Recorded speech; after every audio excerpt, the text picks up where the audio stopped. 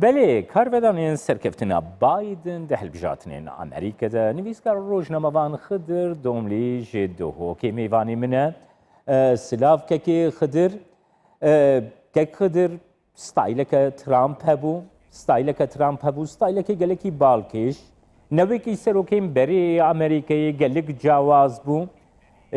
نوها او 4 سال خلاص بون جو بایدن دبی سروکی امریکایی الگورا بحوریات اف ستایل دی بردوام بکلی یانجی دیس ستایل سروک امریکایی دکوی روشاخوی آسایی دو که همی سروکیم بری ای امریکایی بله سپاس بۆ vê mijarê ez dibêjim Amerîka welatekî sistemxwaziye û sistemeyê bi neciha gorankariyên mezin zû bi zû nayêne kirin çêdibit nekemî salekê dimînit saleke berdewam heta Biden proseyê bi rê vebet heta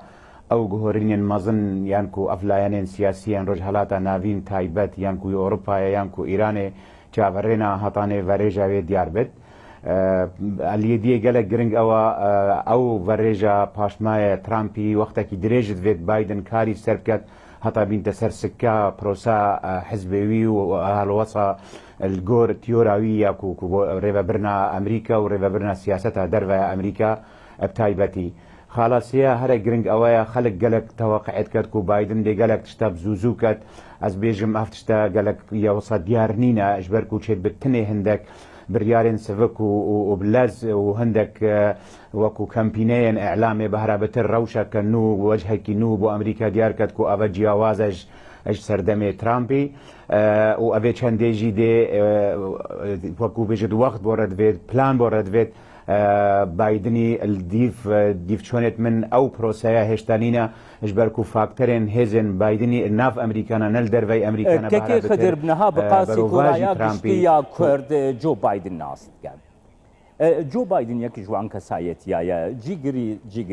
جيجري سروكي اوباما بويا بري 4 سالان يك جوان كسان بويا گوپي بندياوي هري زيده گريداي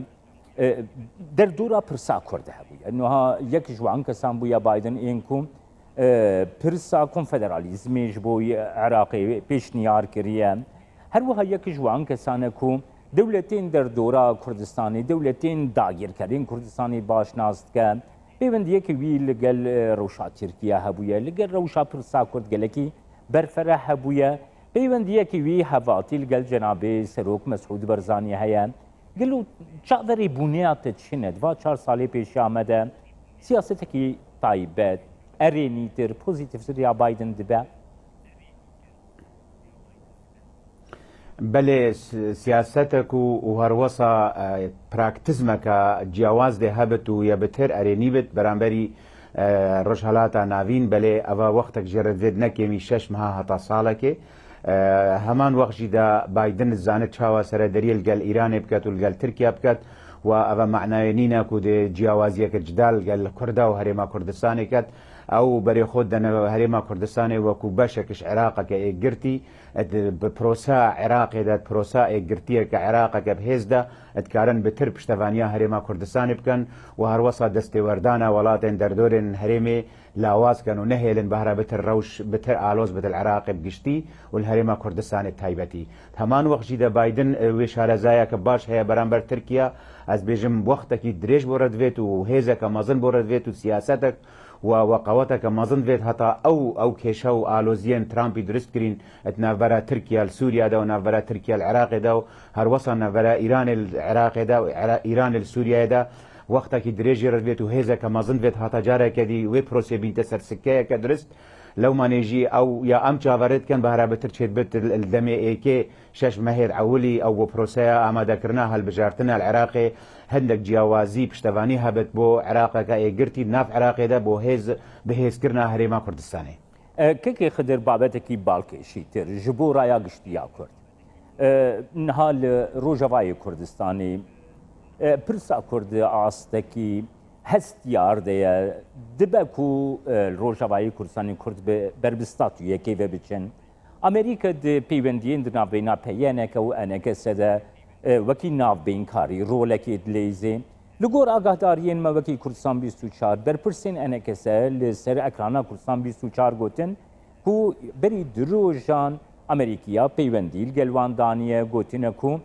دیرو لاخوی ناف بینکاری بردوام بکن الگورا بحوریات نیزی گاهیا برانبری روجاوای کردستانی یا بایدن سیاستا بایدن دید چده نێوەندگێریە ئەمریکای بەردەوامە ئەڤش هەر ساڵە 2014 و هەتانەهۆ ڕۆژئاوای کوردستانê و ئەو ڕۆڵە لاواز نابێت بەلکو دێ بترب هێز بێت بەلێ ئەنجامێت وێ دێسەراساسێ وێ دەستکاری و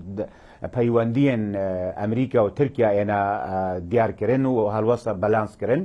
هەمان وەخژیدا ئەو نێوەندکردنا یعنی ئەو وەساتان هۆ پێڕات بێت ناڤەرە آليين سياسيين جدا جدا الهريما كردستاني الجل روج آفاي ونافرا آليين هريما روج آفاجي همان وغجدا أفا هطانه هو تنها آماده كارينا هشتا نتشوت بواري فرمي ودبلوماسيا ياكو فعلا بهنا ركفتنا تنها بوي چندينكو او آليين سياسي الودري روبروبونا ويا ايكو دوا عسكري نبن ويا چكداري نبن تنها بو پاراستنا هيزا امريكا الويدا وري اجبركو سوريا ويغاوي يدا بشكرية بو جهة هيزا نيف دولتي وآلية هيزا امريكا البهرا بترويل آلية هيزا كرد الرجهلاتا سوريا لو ما نيجي از بينم او رولة دي بردوان بت چێت چەکێ هێزتر لێ بێت چێت چەکێ بەهرا بتر سەر عەردی هەندێک تشت دیار بن تایبەت بۆ ئەو پرۆسە سیاست قەیسەر و ئەو پلانە قەیسەر هەندێک گۆڕانکاری سەروێ چەندێ هەبن دێ بۆ شمولی هەموو سووریا کەت بەلێ تایبەتی دێ ڕۆژئاوای کوردستانê ڤەڕێژاوەیە پۆزەتیڤ بتر دیار بێت کێکێ خدرنۆها بمخابنی بەیانێ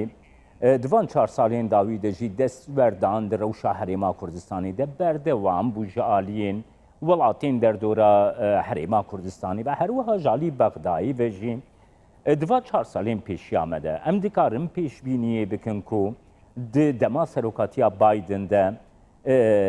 sînorek ji vê destberdanê re bêdanîn û herêma Kurdistanê piştî 4 salan pozisyona wê rewşa wê jiya îro cudatir ve pêşbîniyê te çinekekê xidir Ez bu باوریه دما بایدن دی پروسەیەکە جدا سەرەدەریە لەگەل بەغدا کرد و پشتی وێ لەگەل هەرێما کوردستانê لەومانێژی ئەو پلانە ئەمریکا بۆ دەڤەرێ هەی بگشتی و بۆ هەرێما کوردستانê عێراقێ دە تایبەتی کو سەقامگیری یا بەردەوام بێت پەیوەندیە باشتر لێبێن هەندێک چارەسەریە هەندێک کێشێن بچووک بێتەکردن تایبەت یە دارایی دێ سەروێ چەندێ مینت کانێ ورێژ و نەتیجا یان هەلبژارتنێن داهاتوێن عێراقێ سەروی ئەساسی دێ هنگی بایدن و ژۆرە سیاسیە بایدنی دێ بریارێ دە چاوە سەرەدەریە لەگەل العێراقی بکرد تایبەتی و ئەو کێشێن دەردۆریên دەستێوەردانە دەولەتێن دەردۆرێ هەرێما کوردستانی دەژی و العێراقی بشێوەیەکی جیاواز بایدن دێ چاوەڕێ بێت کە هەلبژارتنێن عێراقێ دێ پرۆسە سیاسی چی ئینتە پێش دێ ئیدارە سیاسی عێراقی چاوە بەرێ خۆدەتە کێشن هەرێما کوردستانê ژنووی دەمی ئەم دێکارن بێژن کە ئایا بایدنی چی بۆ ئەvê پرۆسێ هەیە ناڤەرە بەغدای و هەرێمێدا و دەستێوەردانە دەولەتێن دەردۆری هەرێما کوردستانێدا سپاس بۆ te Xidr Domlê nivîskar û rojnamavang guj dihokê tu mêvanê